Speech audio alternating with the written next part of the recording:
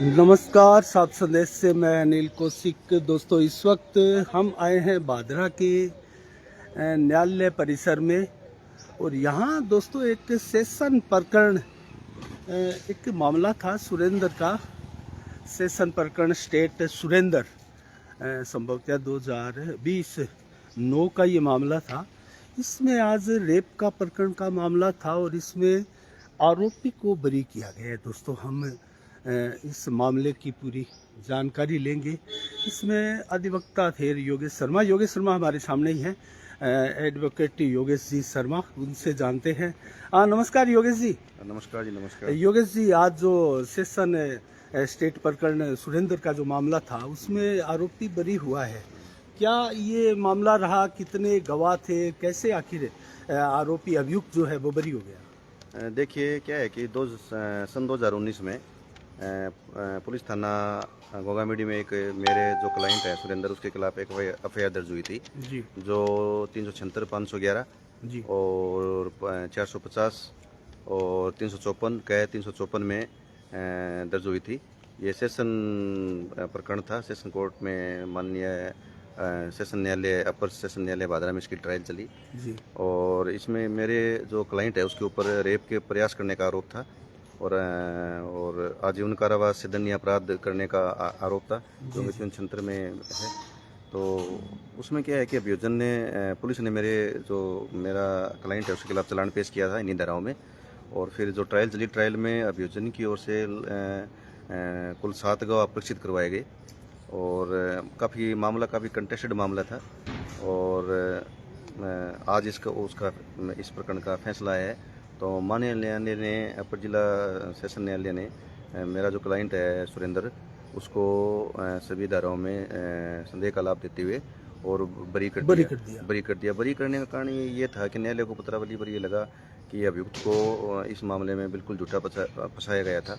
अभियोजन जो है वो अपना मामला साबित करने में असफल रहा और जो परिवादियाँ थी उसके जो गवाह थे उनमें काफ़ी विरोधाभास था।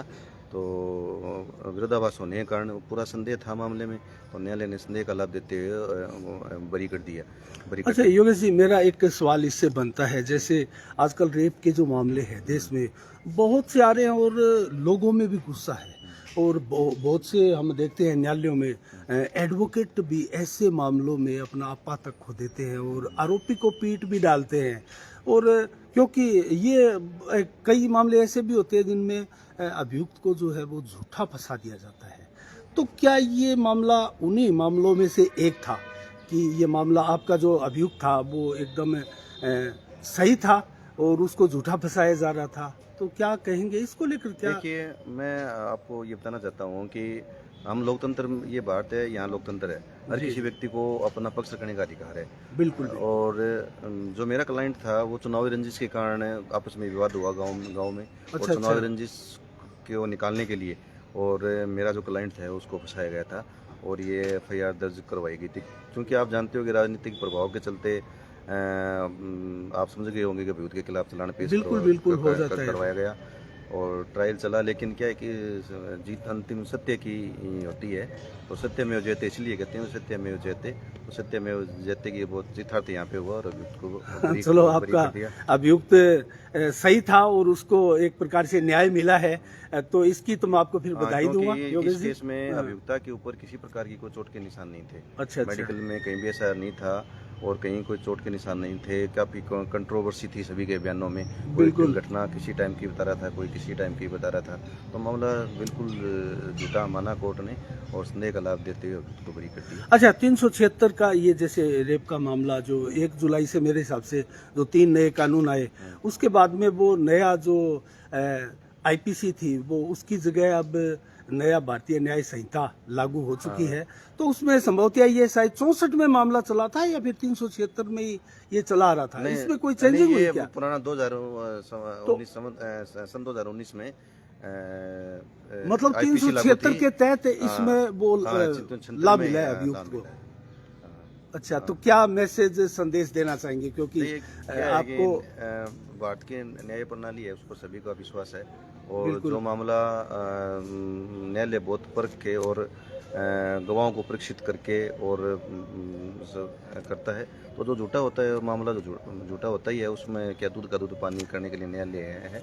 तो हम नए भारतीय न्याय प्रणाली को धन्यवाद देते हैं। अच्छा योगेश जी, मैं एक सवाल और करूंगा जाते जाते आपसे, आपका ज़्यादा समय तो नहीं लूंगा, क्योंकि बहुत बड़े बड़े दिग्गज अधिवक्ता इस न्यायालय परिसर में हैं, और आपने जो केस में आज सफलता प्राप्त की है वो कहीं किसी भी मामले में छोटा केस नहीं है। आपने बहुत बड़ी सफलता बहुत कम समय में अर्जित की है, तो कितनी बड़ी खुशी आप मानते हैं इसको? देखिए क्या होता है कि अधिवक्ता,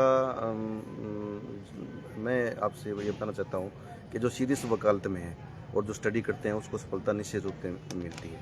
ठीक है, आज मेरी 18 साल की वकालत है और मैं सभी अधिवक्ता जो मेरे जूनियर हैं, मैं सीनियर को तो क्या कहूँ, मेरे जूनियर हैं, उनसे कहता हूँ कि पत्रावली को ढंग से पढ़े, उसको ईमानदारी से मेहनत करे उसमें, और ये नहीं सोचे कि पता नहीं कल गवाह आएगा कि नहीं आएगा, कल बहस होगी कि नहीं होगी, अपनी तैयारी पूरी रखें। तो फाइल पढ़ने से हौसला भी मिलता है और आपको नया मटेरियल भी उसमें मिलता है। क्वेश्चन पूछने के लिए भी बार बार नए तरीके के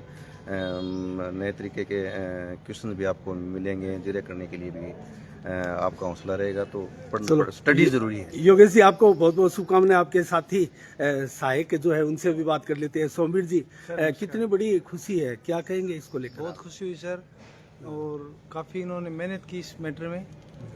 पूरा प्रकरण जैसे न्यायालय के सामने रखा, गवाह परीक्षित कराए, करते करते आज न्यायालय ने फैसला दिया जो हमारे पक्ष में है। आपको क्या लगा जब ये मामला आया, क्योंकि आप भी सहयोगी है, सीख रहे हैं उनसे, दावपेच के जो जितने वो होते हैं, आपको क्या लग रहा था इस मामले में सफलता मिलेगी क्या? बिल्कुल सर, हम बिल्कुल निश्चित थे, क्योंकि जिस प्रकार से पत्रावली में गवाह करवाई गई और करवाई गई, तो उससे हमें आत्मविश्वास था बिल्कुल भी हम मुकदमा जीतेंगे, और आज हम जीत गए सर। अच्छा, किसी निर्दोष को इस प्रकार से पैरवी करके निर्दोष साबित करना कितनी बड़ी खुशी होती है? बिल्कुल सर, बिल्कुल खुशी मिलती है, और समाज में भी देखो सामाजिक समरसता के लिए भी बहुत ज़रूरी है ये बातें, कि किसी निर्दोष को सज़ा नहीं मिले और दोषी को बिल्कुल सज़ा मिलनी चाहिए।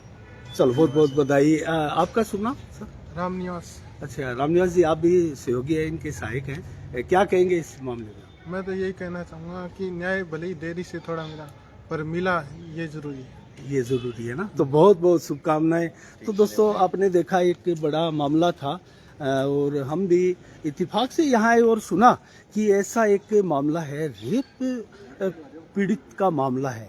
तो हम सोच तो रहे थे कि क्या मामला है। नुआ का ये बंदा था और इनके ऊपर रेप का केस दर्ज हुआ, लेकिन जब उसकी वो यहाँ से डिटेल जानी तो पाया कि ये मामला जो है वो कहीं ना कहीं झूठा फंसाया गया था रंजिश वैसे, और इतने 10, 12, 15 गवाह होने के बावजूद भी इस मामले में जो है वो न्यायालय ने, यहाँ न्यायाधीश महोदय ने इनको बरी किया।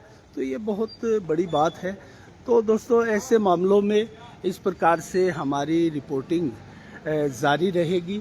इसी के साथ साफ संदेश भारत से मैं अनिल कौशिक, नमस्कार, जय भारत, जय जय राजस्थान।